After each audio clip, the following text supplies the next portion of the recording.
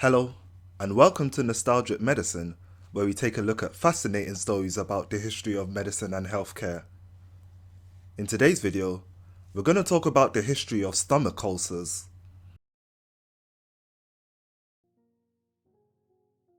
A very interesting question that I'm sure many great people have asked themselves is just how much would you be willing to put your body on the line in order to advance medical knowledge? And we've seen a recent example from the Wuhan Dr. Li Wenliang, who was the original whistleblower of the COVID-19 outbreak and would eventually die as a result of treating a COVID patient. But the example of personal sacrifice that I want to talk about in this video is about an Australian doctor called Barry Marshall, whose story will forever be legendary. And this is because he deliberately infected himself with a potentially deadly bacteria in order to disprove a long-held belief about what was the cause of stomach ulcers. Like I said, this is an amazing and legendary story, and to show you just how groundbreaking his actions were, we'll take a brief look at the history of stomach ulcers, and how Dr. Marshall's incredible experiment would end up saving millions of lives.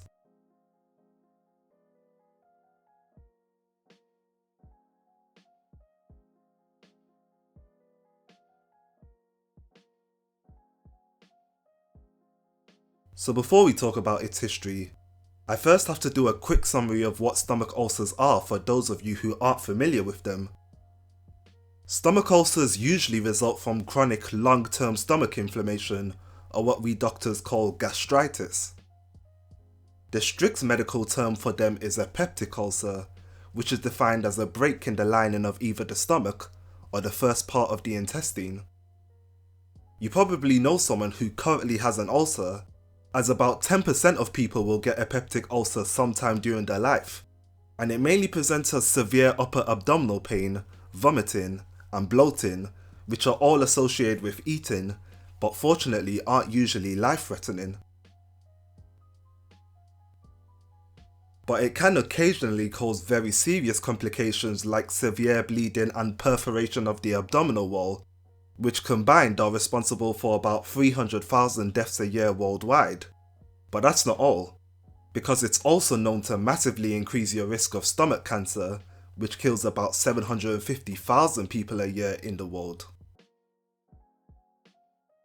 So if you do the maths, that's over 1 million deaths a year, which represents a serious global health problem, beating out things like malaria and AIDS. So what exactly is the cause of gastritis and by extension stomach ulcers? Well, that is a question which has been wondered about ever since the time of Hippocrates during the 5th century BC, when ulcers were first described. But we've come a very long way since then, and we've identified some key contributors such as stress, specific tumours, and anti-inflammatory drugs such as aspirin, steroids, and ibuprofen. But the most common cause by far, which is responsible for at least 50% of peptic ulcers, is a single species of bacteria called Helicobacter pylori. But here's the thing, this fact was only universally accepted by doctors in the early 1990s. And the question I know you must be asking is, why did it take so long to be accepted? Well, even though they do have a very long history, the incidence of stomach ulcers massively increased around the 19th century, and we don't actually know why. But regardless of the reason, this is what first caused doctors to try and fully understand the physiology of the stomach. And people realized that the stomach makes hydrochloric acid, which is an incredibly acidic substance and can even corrode through your skin. So this must therefore mean that stomach ulcers were due to the stomach producing too much acid, which would lead to a famous phrase being coined: no acid, no ulcer, and this would become a central dogma in the field of gastroenterology.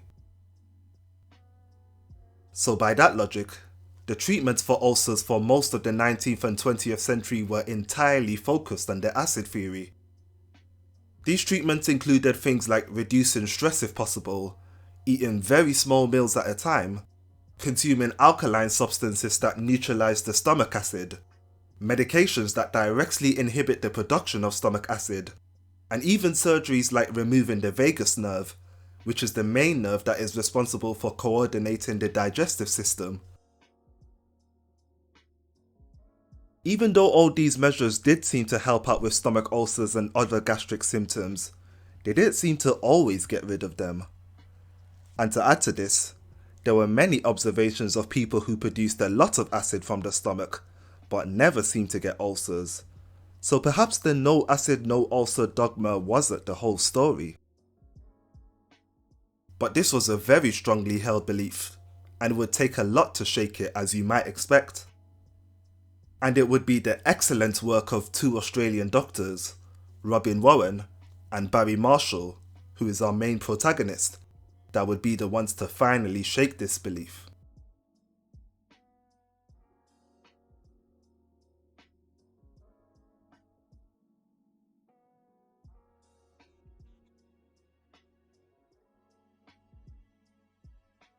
To start off with, we need to talk about Robin Warren.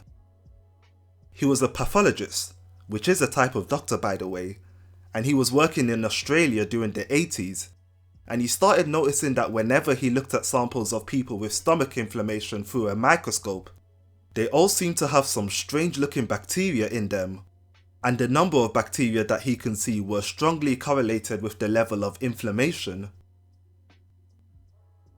This bacteria had a curved appearance and hadn't been named yet, although it did seem to resemble the already known Campylobacter species. Seems like a groundbreaking discovery, right? But here's the thing. Bacteria had already been seen in the stomach by other doctors as far back as the late 1800s, but they were mostly thought to be dead bacteria, as they couldn't possibly survive the acidic conditions of the stomach. Alternatively, it could have just been an opportunistic infection that wasn't the actual cause of the ulcer, but just a secondary effect of it. So even though Warren was convinced of the link, no other doctor took his claim seriously. That is until he came across the young gastroenterologist Barry Marshall, and Dr. Marshall would come up with the perfect idea of how to fully prove that this bacteria was indeed the cause of stomach inflammation, and by extension, stomach ulcers. If you're familiar with the history of how germ theory was discovered, then you should be aware of the concept of Koch's postulates, which was developed by Robert Koch in 1884. As you can see here, it basically says that if you want to prove beyond doubt that a particular microorganism like a bacteria is the cause of a disease, you need to firstly be able to observe it microscopically in a diseased animal, then grow this bacteria in something like a petri dish. You should finally introduce this bacterial growth into a healthy animal, which should give this unlucky animal an identical disease as the first animal. This is exactly what Barry Marshall did in 1985, which he published in this now famous paper.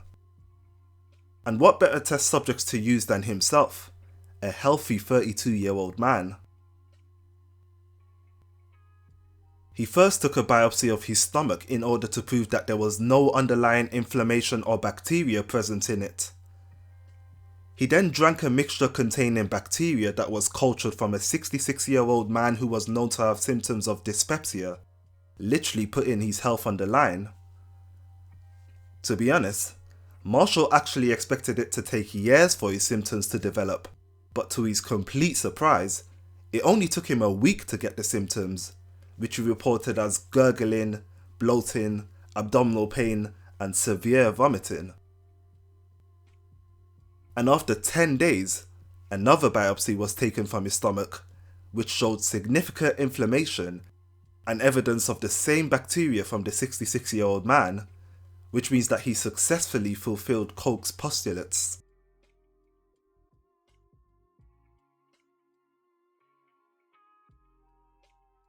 Don't worry, Barry Marshall fortunately made a complete recovery, and his experiment is what finally made doctors accept that the true cause of most peptic ulcers was this bacteria, and not just simply excessive acid production, The bacteria would be given the name Campylobacter pylori, which is now known as Helicobacter pylori.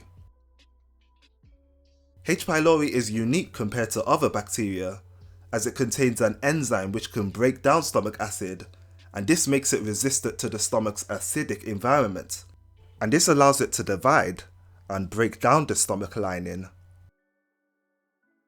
And nowadays, pretty much everyone who has symptoms of gastritis will be tested for this bacteria, and if you do test positive for it, then you can be easily cured with just a few weeks of antibiotics.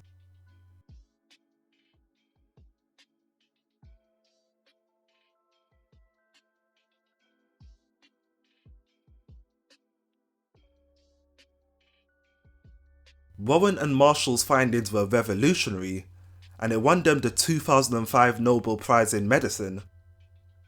And not only did their discovery save millions of people from getting peptic ulcers and stomach cancer, but we can also thank them for being responsible for first getting scientists to realise the importance of the gut flora and how it relates to an individual's health and the risk of disease. Current research is ongoing to see if there are links between the composition of the gut flora and the risk of conditions such as inflammatory bowel disease or colorectal cancer, and even diseases that you wouldn't think are related to the gut, such as asthma or Parkinson's disease. And we can trace this all back to the courageous actions of Dr. Barry Marshall, who, it is no exaggeration to say, risked his life for the purpose of advancing medical knowledge.